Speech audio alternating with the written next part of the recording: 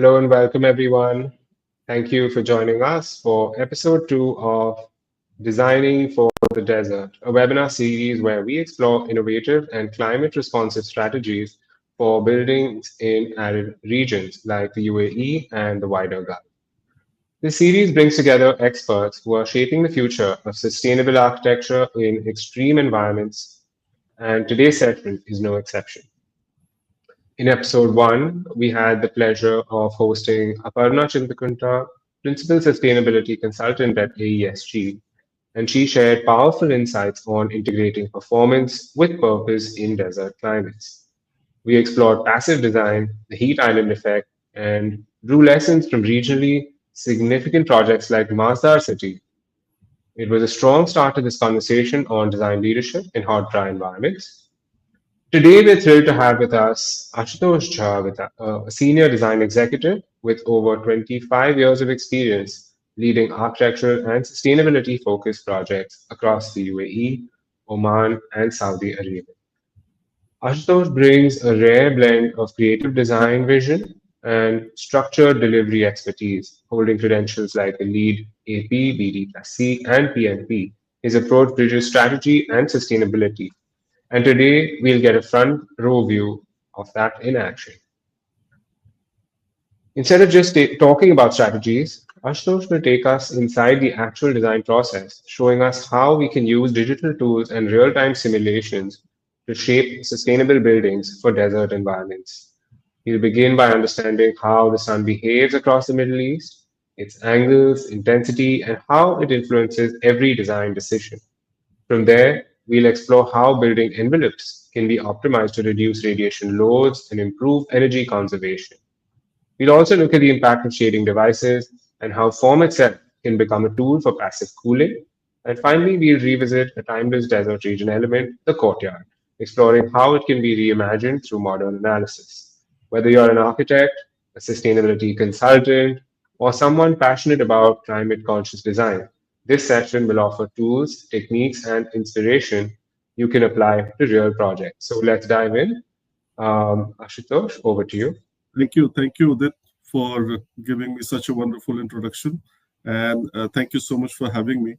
Um, well, my passion to design, and I was very passionate towards the sustainable design, and that's one of the reason I was one of the few early entrant to Lead AP Club. So I finished my Lead AP way back in 2005, where it wasn't available, widely. So I went all the way to Singapore to do my um, to take my lead examination.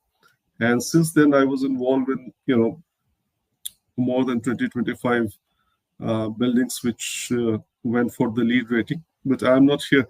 You see, my basic idea or the basic principle is that going forward, um, coming up with a sustainable building is a no-brainer. I mean, in future, in order to future-proof your building needs to be sustainable.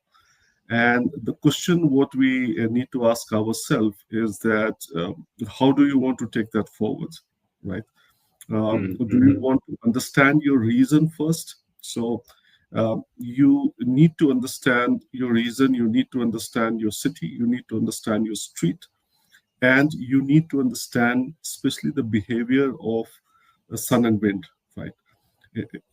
So uh, whether you are doing a large scale master plan or an individual building, you need to understand how your sun and wind will behave in that particular context. So you can design, or you can design your master plan, or you can design your building accordingly, you know. And that's where, so the part one is very important. And I realized during the process last 20 years, 21 years, that the one way is that you just design normal building, and then you can come up with very expensive solution, in the sense that you want a very high energy efficient building. So of course, you have to be very heavy on insulation. You have to make sure that your facades, in case of glass, to be very high performance glass. So either you do that, or either you understand your context from climate perspective, especially the behavior of sun and wind, and then you design your building accordingly by considering the passive design technique, the shading device, the shaded, the different type of shades, understanding the wall window ratio, how much wall proportionately, how much solid wall to the window you should have, and then perhaps introducing a courtyard because that's very suitable for this climate. So in this context, I was fortunate enough to be part of one of the development, which is the rear gate development in Riyadh, and I think that's a fitting example because, of course, that's a sustainable design, and it's a very it's called Najdi style of architecture. So you have a local style of architecture. It's inspired by local style of architecture, and that allows you to all the buildings to remain low rise. So you will find it very fascinating that in that sort of language, architecture language, um, in the same architecture language, you have offices, you have residential villas, apartments, hotels, everything fitted in that. So I'm going to show you, the two office building, which is uniquely designed with same principles, court and everything, and court sharing devices, and how we came to that. So I will just give you a glimpse of the master plan and imagery, and then we go through the process. All right. All right, sounds good.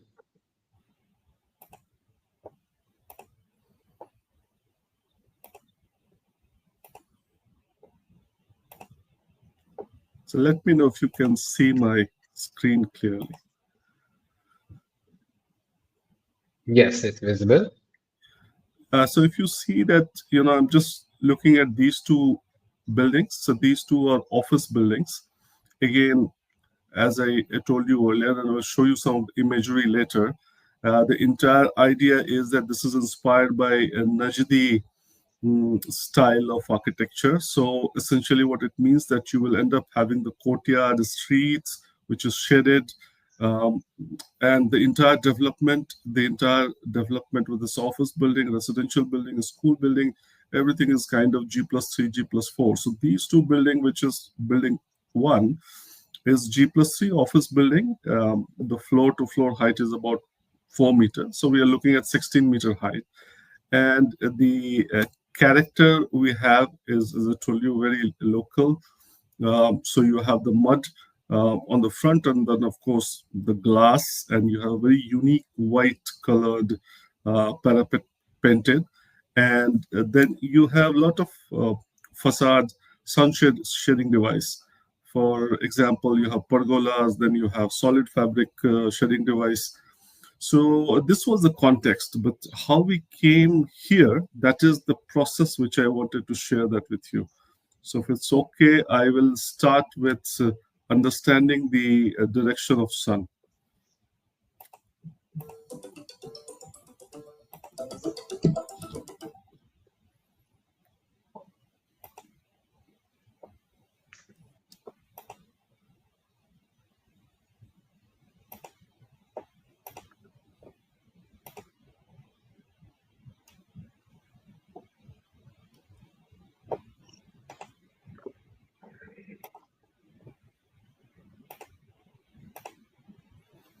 Now, let me know if you can share my screen, if you can see my screen. Yes, it's visible now. Okay, so I will go the top view, and we have these two building diagrams. Of course, I have not developed the entire context for this discussion because the idea is that the easy way to present you a design case which can be measured through these analysis, and Mhm. and then you see how we came up with this language. Okay, so this is the tool I'm using is Rhino, and the which I believe that people who is looking at or maybe attending it may be familiar with that.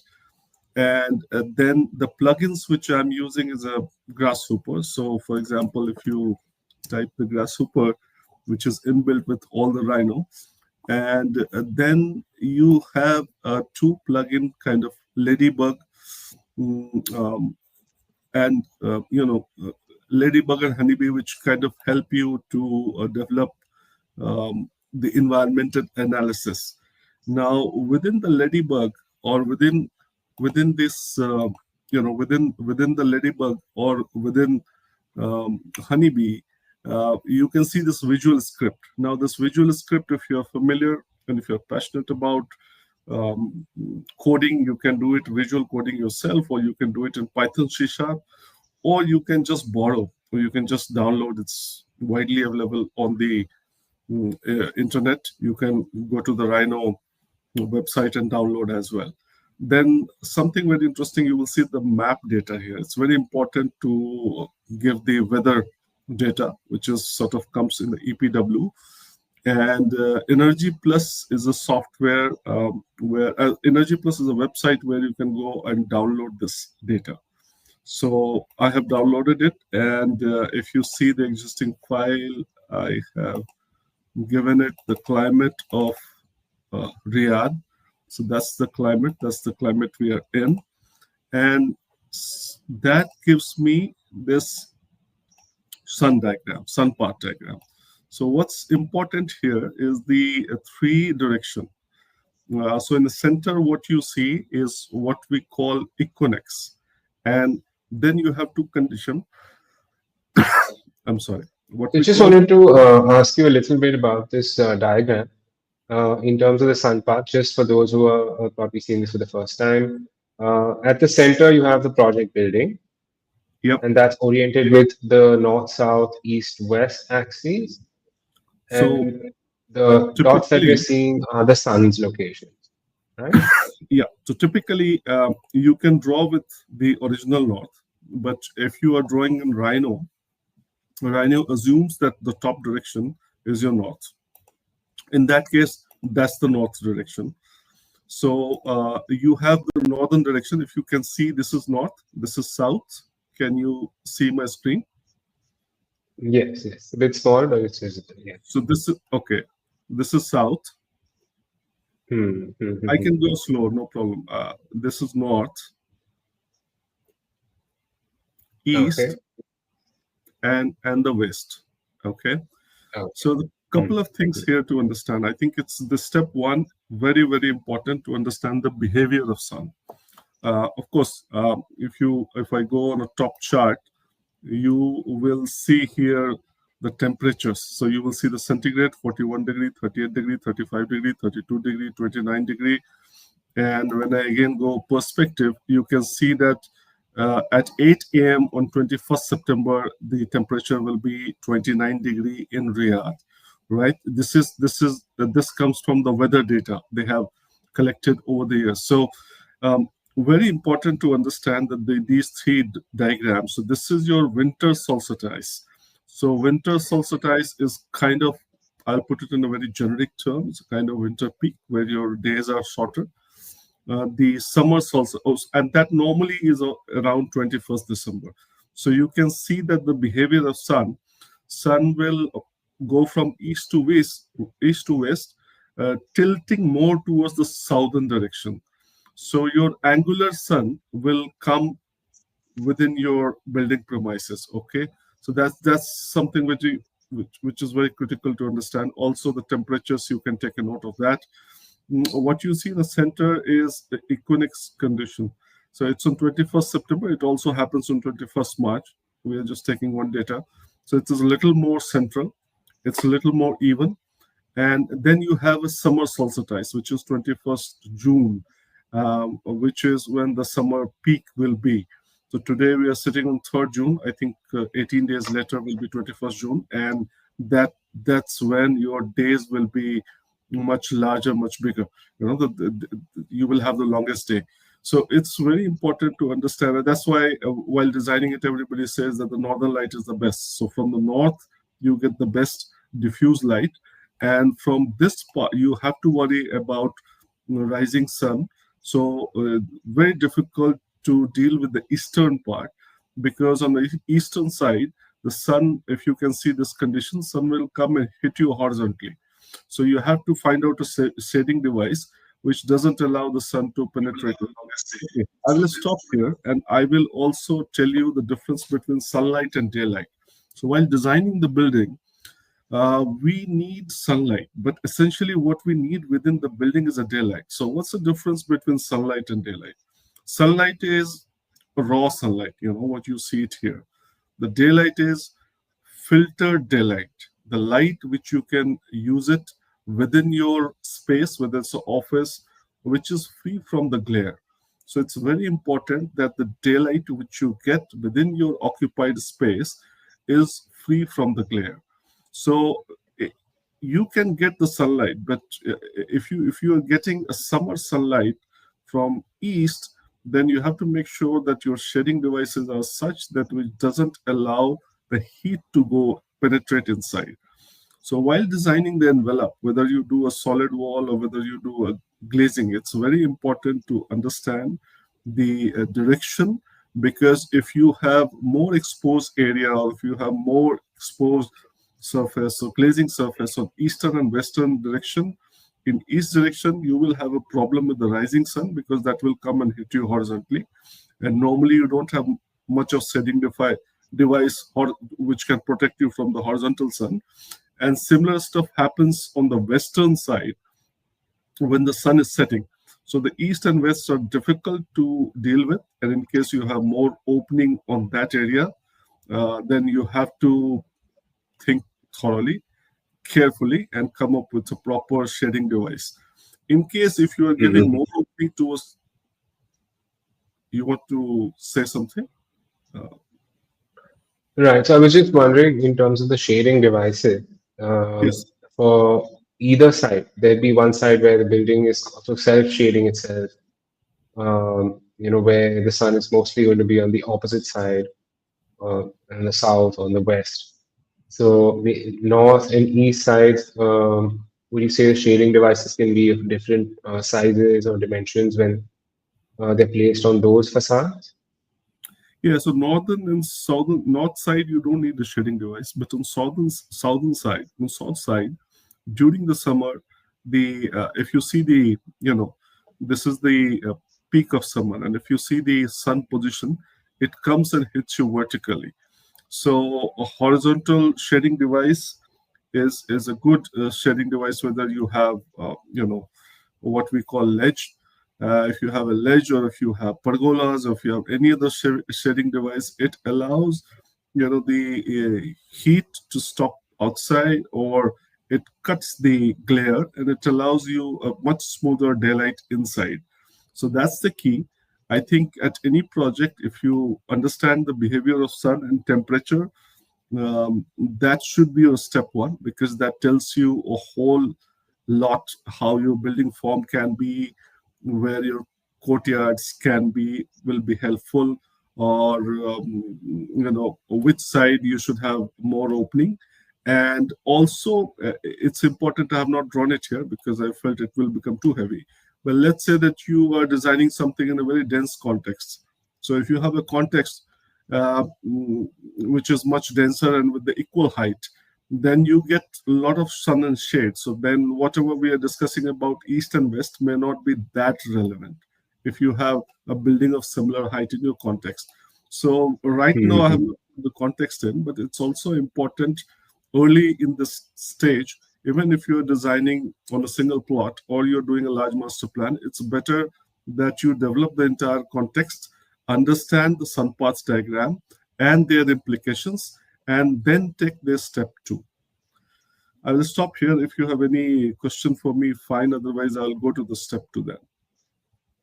Right. So I also had some questions about the form itself, where you can see some shading is Yeah, happening within the building itself, and like you were mentioning about this density aspect. So by having these light wells or specific areas that are punched through the form, you're allowing the daylight in, but you're also keeping the heat offset by having some shade by the building itself. The building is shading itself in some in these parts where you have like the street coming through the building, or where you have these courtyards or places that are going through and through. uh, we would be does that help in achieving some amount of self shading with the build by the building itself on itself. That's correct. The entire idea of coming up with this sort of form, um, one was that the development suggests you that you walk. And Okay. when you ask anybody to walk during the day, especially during the summer in this region, in the region of Middle East, Saudi, it's very difficult. So Mhm. what how it helps that when you have this sort of development, this creates a natural shading pattern. So um, I have the shading analysis also at a later stage, so which will tell you that the streets are all shaded even during the summer. So even during the Wow. summer, it's your urban island effect, which I think you discussed in your first episode. Your urban island effect will be much lesser. So when I say urban island effect, it's your temperature can be 5 degree more locally, which can be Mm, reduced mm, and bring it down to something which a human can adjust to. And the whole idea was that your entire development will be much more walkable. You get into mm, one street, you get into another street, and it's all shaded. You can, of course, walk during the winter, but you can also walk during the summer. That's the whole idea. mm, Leaving few peak hours, which is kind of 11 to 2, where the sun is completely vertical. That's when you don't get the shade, and that's when I mm, think mm. this sun path is important. That during the summer, you see when the sun is vertical, there's a very rare chance that you get any shade. Right, right, right. Understood. So 11 to 2 is that critical time where you Of can course, you say have. that that's one part you can leave out and then Yeah, design for the rest, which is more that's one part achievable, you can live up. And for realistic. that particular condition, we have the pergolas. So even if you Oh, want to walk during that time, you have pergolas, so at least you get some shade. understood, understood. So that's another design solution for the critical period. That's another. So your sunshade, your pergolas, your building form, which creates sun and shade and shadow. These are all very critical and very essential. And of course, while you design, when you begin any design in this region of the scale, you have to develop the purpose. So one of the purpose was that we wanted this entire development to be very walkable. So in order to make it a walkable and sustainable, I think it was very important that with the design language, it also should marry with the sustainable analysis. And in order to do the sustainable analysis, we use this sun pattern in order to understand how the sun will behave throughout the year, and especially during the equinox and solstice. So, if any questions are there, fine. Otherwise, I can go to the next section. Beautiful. I think that's wonderful that we're looking at making it more pedestrian and seeing sustainability from a mobility point of view as well. Yep. And yes, I think we should move to the next aspect. So, next one we see, let me get little more inside and we look at the radiation analysis. Let me switch on first the radiation analysis and then we talk about um, the entire radiation analysis. So mm, this the stage one was that you understand the behavior of sun. The stage two is that you go through the basic radiation analysis. Since Udit, you yourself is a very accomplished architect and modeler, you energy modeler, I say.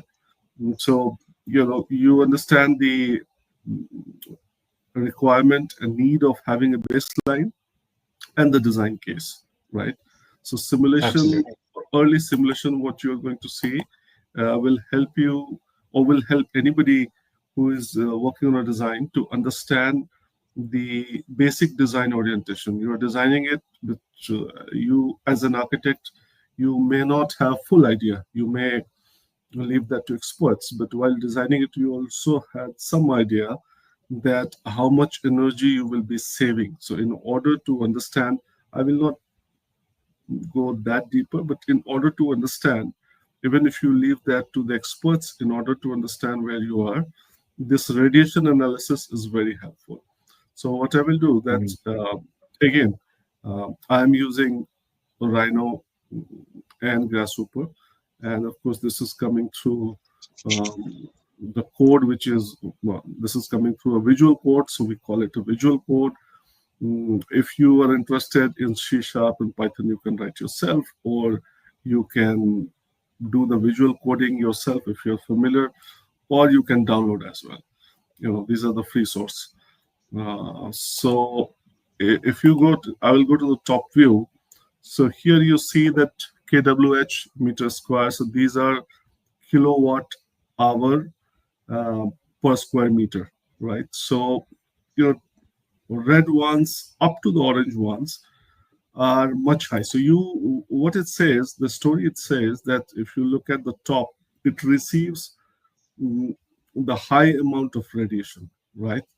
And at the same time, when you look at the orange, yellow, and green piece, you will see that on your edges. So that receives a medium amount of radiation. But if you look at, and if you can walk you through, if you look at the inner coats, you will see the blue texture or blue tint. You will see the blue texture and blue tint. Here also you will see blue texture and blue tint, and that's happening because you have the courtyard, which is shaded from all the side. Again, you have a walkable courtyard outside, which is shaded from all the sides. So your radiation level or the exposure you receive from the sun is much less in these areas.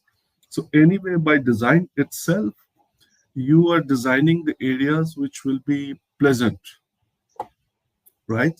So which will be pleasant. Now this gives you a designer understanding of how you are designing. The roof anyway will receive the highest heat because it's a flat roof, and you will do a proper insulation for the roof. You will treat the roof to ensure that mm, you know either you use the high SRI roof material. So I will spell out SRI is solar reflectance index. So you will use either a whitish material on top, which reflects most of the solar radiation or solar heat. So roof is anyway you have to manage. But in terms of your facade, this makes your life much easier because the radiation you are receiving on the facade, even if you look at the external facade, it's in a mid range, and if you look at the internal facade, it's in a lower range. So this sets your goal, this sets your energy goal quite easy, and this alone doesn't work. This has to be blended with a proper energy analysis, which you can do using any tool. Normally we use IES, or we give it to the experts also. They do it on IES or any other suitable platform. And this also helps you to decide, which is more critical from architecture standpoints, is your wall window ratio, the location of windows. So wherever you will have a window, you will, in this part of the world, you will have a glazed window.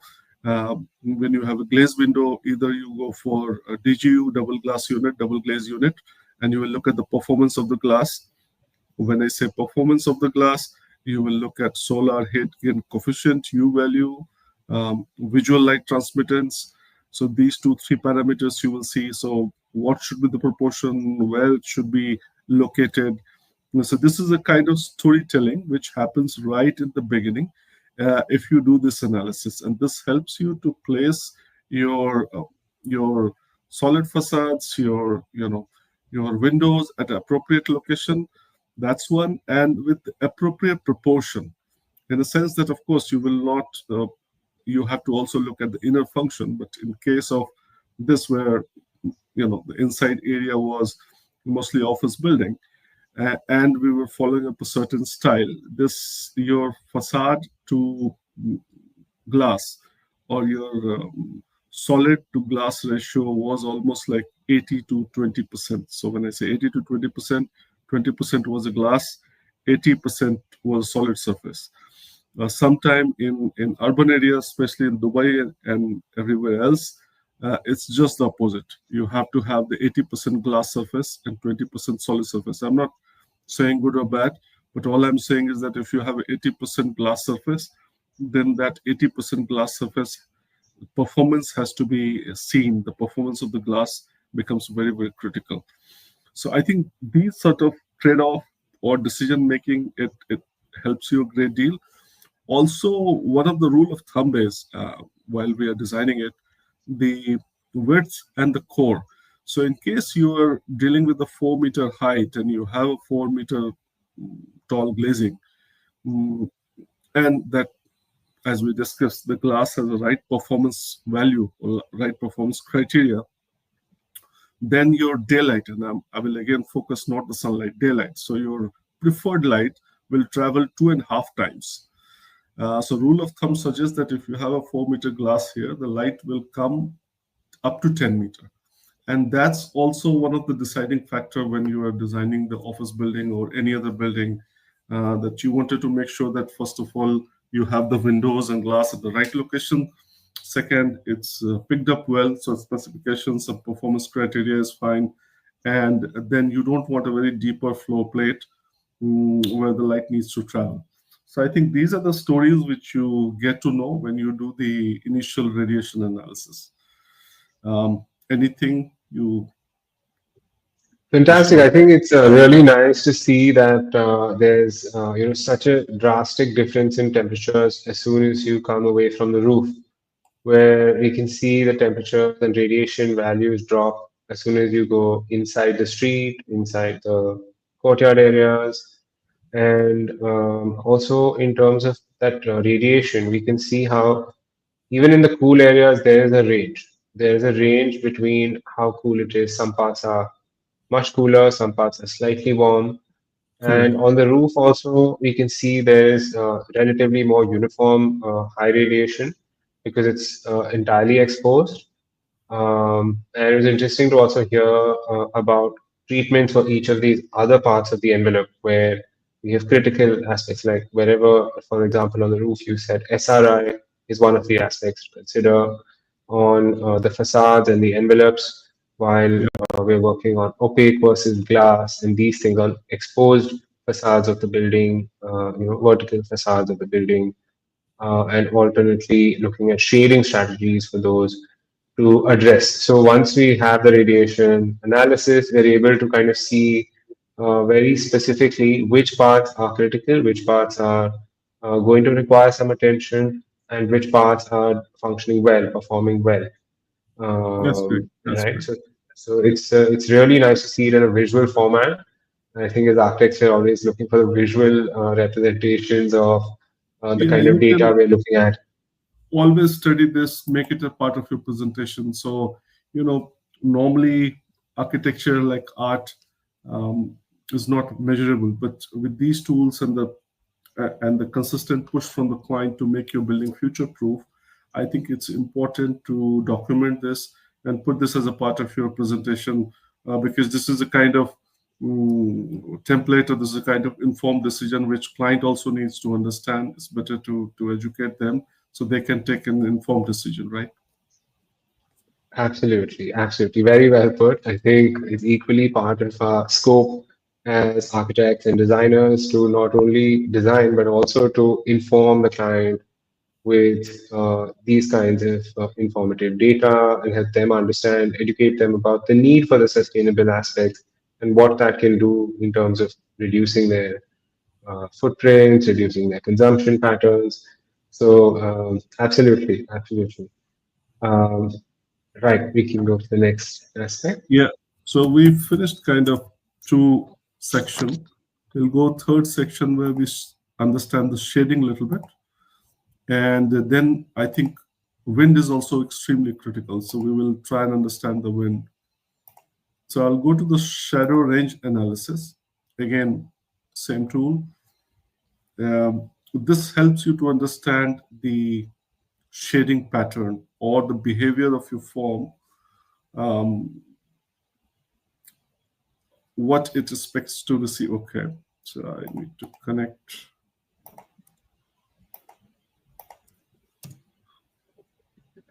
All right, I'll go from the top view and then we move forward. So what it says that the way it's laid out, and of course it's a arid region, it's a Midwest region, the roof is flat. So your roof surface will receive more than 10 hours of direct sunlight. And because of the form, if you go and if you see on the external wall, it will receive a sun of, for 9 hours, 8 hours, 10 hours. This is, by the way, annual analysis. So this gives you annual data. And then if you go and look inside, so similar to radiation, this tells you because of the form, because of the building height, because of the sun and shadow, you will see the bluish texture inside and outside as well, also in the external street. So these will receive, only 2 hours of direct daylight, which also helps you to understand that in terms of shading strategy or in terms of shading device, which are the areas which needs shading device. So for example, I will show the image. You will see that we have used the pergolas where we have terraces, external terraces, because external terraces expected to receive we looked at in our first part that they're expected to receive the sun direct during the summer or during the peak hour, let's say 8 to 12 or maybe 9 to 1. So those are the areas which needed a pergola, so that can create a shading device for the people who will be coming or experiencing or coming to those terraces. When you see our strategy, what we have done is that we have given some fabric shading within the street, and in the front areas it's all fabric shading. We have given ledges or what we call light shelves for the upper floor areas. So that's how. So these are three shading strategies we have worked with: the light shelves, which is like a horizontal light shelves, the fabric in different form and shape, and the pergolas. These three mix also adds to the architectural characters. But this tool or this analysis helps you to understand which are those locations as purely from the climate perspective, purely understanding the climate, which are the areas which receives the most daylight, and this helps you to create or come up with an appropriate sunshade or appropriate strategy to shade your buildings. I think this is an extension of radiation, and this, of course, also helps you to create habitable space. This also extension of sunlight hour analysis. So, if you're going for energy analysis, this gives you a good idea in terms of your energy uses and what will be also to decide about the U. Okay, I'll not go very technical. Also to decide about what should be your U value on the envelope and what should be your U value on the roof. So I thought this is also one of the basics tool which should be used during the design process more often. If you have any questions, fine. Otherwise, I will move to the wind section. I think that is very critical to understand the wind.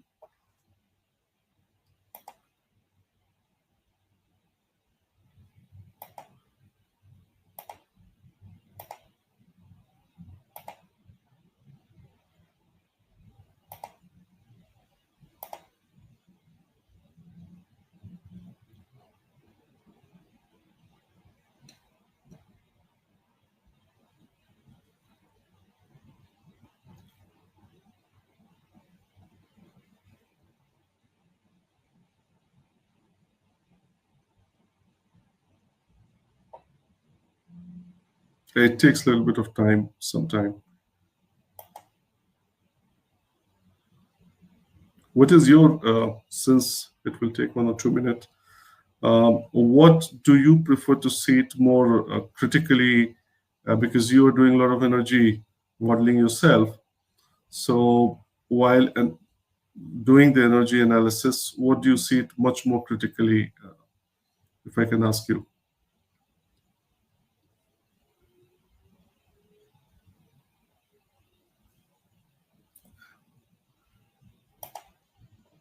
Udit, we can't hear you. I can't hear you.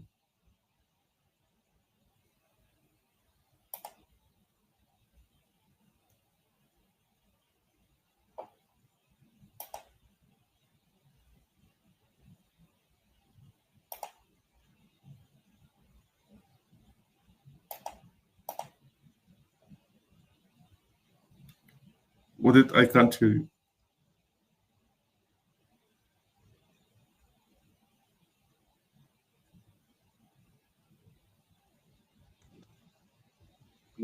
Now?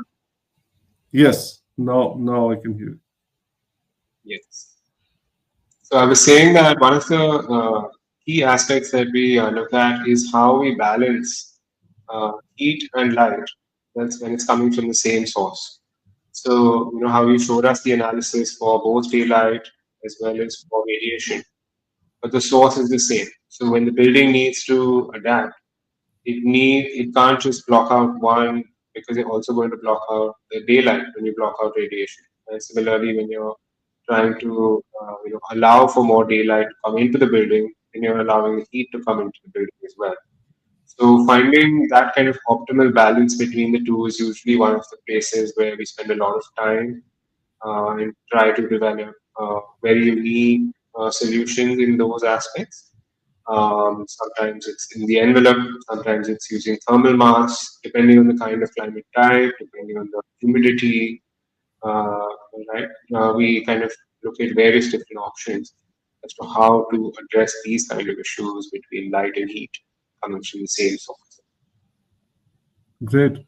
And thank you so much for sharing your opinion. So I think we reached the last piece. My idea was to, just discuss very basic, the understanding the sun, behavior of sun, radiation, behavior of sun with in terms of sun shadow analysis, and finally the wind. So what you see on the top is a kind of windrows diagram, and I will dive a little bit deep. So it's also important when you are developing this sort of vernacular architecture, sustainable, that you're developing a street.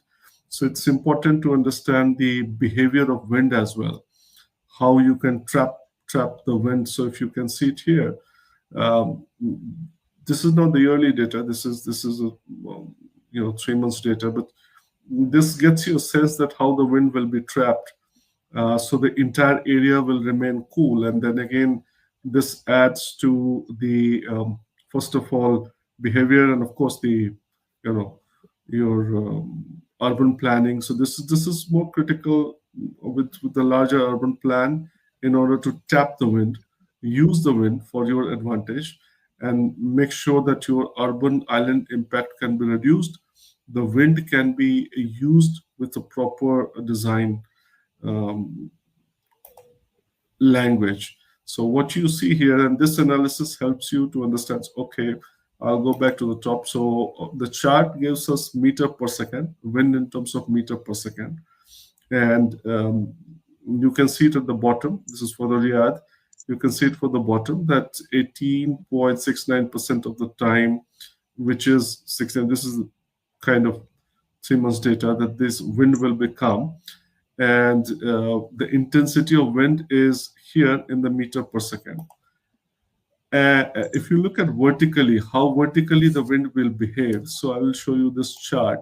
I just put it on the side, that at different level in terms of height, because the wind behavior at 4 level, 4 meter, 8 meter, 12 meter, 15 meter, 20 meter, 24 meter, the wind speed, wind behavior will be different. So that's reflected here, the vertically how the wind will behave. So in case you are, and this data, by the way, we are talking in a different context at the vernacular level with three floor high building. But this data is super critical when you are designing, a high-rise building, let's say 190-meter tall, 250-meter tall, or 300-meter tall. So this gives you a great sense of how the wind can be tapped, wind can be used within your development. And I think if we can make, in order to make our spaces habitable, um, and if you want to experience your development with this master plan or building, I think it's very, very important to understand the behavior of sun, It's very important to understand the radiation so you can design appropriate skin and roof, and also the wind, because until unless you tap the wind and you understand the sun, your urban island, or heat island effect, what we say on the master plan level, will not be sufficient. So the walkability and everything is a question mark, becomes a big question mark in this region. So I think these are the basic tools which helps you to understand the subject better, and these gets you educated. This provides you educated base to take your design to the next level. I think that's it. Fantastic. Yeah. Fantastic. So, in this particular project, where would you say the wind was able to play a role? Specifically, were you able to divert the wind in specific areas to kind of, bring down certain amount of temperature? What kind of numbers were you able to see in terms of, the cooling patterns or the internal cooling? We saw radiation was reduced in the internal courtyard spaces where there was some self shading. With wind, how was that? How did that impact any particular parts of the building, any particular areas where wind was able to kind of be used specifically to kind of bring down the temperatures or to eject the heat, which is already absorbed by the building? Yeah, I will put it two ways. So if you see this entire development, you will see two different sort of court. One is an internal court, which is within your building. So that is okay. That's basically connected at the building level. But then you see the street pattern, which creates the internal court, which also creates the internal court. And these are the most fascinating design language which is used throughout the project, because the wind plays a bigger role here. You are expected to walk through these streets, and these, in order to make these streets walkable, in this arid climate, of course, you will have the vegetation, but you know that vegetation has a certain behavior. The trees available in the local arid region, this region is limited. So wind and water plays a big role. So if you look at this entire street, which connects you at the master plan level, you will see a lot of small water bodies or fountains, and the breeze which is captured at this location. You can see the maximum breach can happen here, and then you have a water fountain here. So it helps you to make sure that your entire movement or your entire walking experience is much smoother and much more much more calmer, even during the summer. So that was the whole intent. Of course, I don't have the larger master plan here, but the entire principle of capturing a wind through a walking street at a master plan level was one of the key features of this project. Understood, understood. So, in terms of heat, wind is something that can eject the heat out.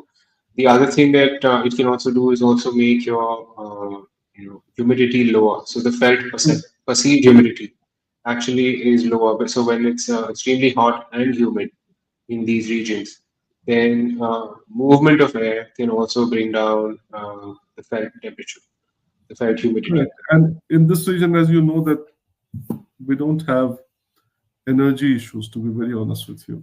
So Mm, all the inside areas are conditioned.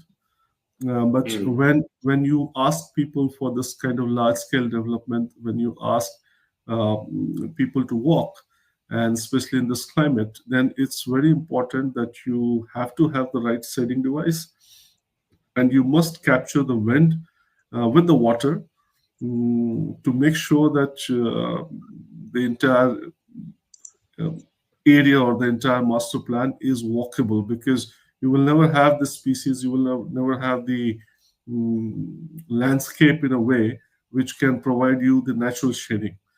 So it's extremely important that you use your wind and water, your building form, your streets in a way that your if your intent is that the people should walk and experience, then that gets addressed. Absolutely, absolutely. So the idea of being able to be in the outdoors and still be comfortable is what the real challenge becomes. While indoors, we can, of course, provide conditioned spaces and replicate the street as much as possible, like in our mall buildings, places like this. But That's if we want to be outside, if we want to look up and see the sky, then you would have to work a lot more in terms of the design aspects and provide that the real street in and conditioning would not be an energy-based conditioning, but more through design, through landscape, through water, through shading, and actually understanding where does the sun exist at what time, and use that to our benefit rather than trying to block it out. Yeah, All the right, so entire argument was that rather than designing a building which is kind of alien to your climate, let's understand the climate first and then design a building accordingly. That's the whole argument. absolutely fantastic. So keeping the climate at the core of the design and allowing every design decision to somewhere link back to that as we Correct. go about the design process. Super. Okay, so we have a few minutes left on the session, and I'm just going to ask a couple of more questions. Please go So ahead. one of the questions is about how, when you're working with the team, you have such a vast experience in when you're working with a team and you're working with the client and the client's requirements, and you're also looking at the execution team. What kind of aspects would you say in your experience were places that were kind of bottlenecks, challenges, or places that were kind of there was some resistance to taking up sustainability, and how did you kind of find ways to overcome those or to get people on board, get people on the same page, and understand each other and kind of align towards this vision of sustainable design in the projects that you worked on? Yeah, the one of the challenges that let's say you all these scale up project, you need to have 1,000 professionals coming from different verticals. One of the good thing is that most of the people coming these days are very sensitive and pretty much aware about the sustainability. But at the same time, it's a big challenge to educate everybody and make sure that sustainability remains at the core of your project. And that's where I believe, because earlier you have never seen, I'm talking about 10 years back or 15 years back, that these sort of analysis are part of your initial presentation to the client. It was always about the design, always about the sketches, it's always about the imagery of that particular project. But when you put these analysis and then you kind of narrate your design accordingly, uh, the wider stakeholders, especially those who matters, first of all, gets educated or gets an educated backdrop or educated understanding of why their design behaves or looks like that, and that really kinds of filters through to the entire team as well. And once you sort of settle with the project, I think these sort of analysis and diagrams helps you to present to them and educate them. Because to tell them that this is how the project is conceived, and if we do not construct or design or build in a certain way, it won't achieve its final goal. So I think that's one of the thing. I think that's the key. And you asked about the challenge. I think challenge is not having. I mean, the good thing is that most of the professional coming now have good understanding. So earlier the proportion was, let's say, 90%, 10%. Now the proportion is much better, 70 to 30. The 30% people are aware on the larger project scale team, 70% is not aware. But again, the challenge is those 70%. So I think for those 70%, if you have these diagrams, if you have these tools, if you have these simulations, it's much better to explain them and they understand. So I think that's where it helps as well. Right, right. Got it. And before we go, I'd just like you to send out that message for the younger professionals in the design and sustainability industry. one skill that you think will be essential for these future-ready architects in the desert climates, in the arid climates? Yeah, my message is very clear that the sustainability was kind of mm, came as an interest to me 20 years back. Nowadays, I don't think it's a no-brainer. The future going forward, all the building needs to be sustainable, and sustainability is a very wide term. I think the basic thing should, as a student, that we should know our climate, what we are building in. The first thing comes to our mind while designing any building. Culture, context, that comes to, if you ask me, that comes later. The first thing which should be significant to our design process, that is understanding the climate. And what we discussed today was just few basic stuff to understand our climate. So once you understand the climate you are designing or you're building, then your job to design a climate responsive spaces, architecture, or facade becomes much easier. So that's my note to the younger guys who is coming up, that you understand your climate better, and then design your building accordingly, which fits or suits your climate. Thank you. Thank you very much. I'd like to now open this to question. We probably have space only for one more question. So let me just see questions that have come. Okay. So one of the questions is about using the towers, the cooling tower, in the traditional climate. So, if you can talk a little bit about cooling towers in the traditional climate and how that could be incorporated in the modern interpretation. Yeah, the cooling towers can be implemented again for that, and I'm not sure the question has come from somebody who is from this region, because in this region, in traditional architecture, they have used the cooling tower concept. So if you look at the traditional building in the Middle East region, you will find those cooling towers with bamboo coming out. So the idea was that during those times, they used to capture the cool air and then circulate within the building. That was the whole idea when we didn't have the concept of HVAC and others. Yes, that can be done if that is the context of the question, which I understand that is the context of the question. So if that is the context, yes, it can be used very effectively. And that's where I mentioned that it's, if you understand the wind, that was one of the purpose to show you the wind diagram. So for example, I mean, what you have seen today was an individual building, but in case you are designing any scale of building, and if you have all the context designed up, and if you go through the wind analysis, you can understand the behavior of wind, and then you can tap those wind accordingly. And as I said during earlier in the call, you can tap, mix it with the water, and use it throughout, circulate it within your building or within your master plan development. And that is a great passive design strategy rather than Super. Thank you. on the track. Thank you so much, Ashutosh, for that very insightful answer and for the insightful hands-on session. To everyone who joined us, thank you for being part of this conversation. We hope you're leaving with practical ideas, deeper insights, and the confidence to apply these tools in your own work. So we look forward to seeing you in the next episode of Designing for the Desert. Until then, stay curious, stay climate conscious, and keep designing with purpose. Thank you. Thank you, Udit. Thank you, everyone. Take care. Thank you.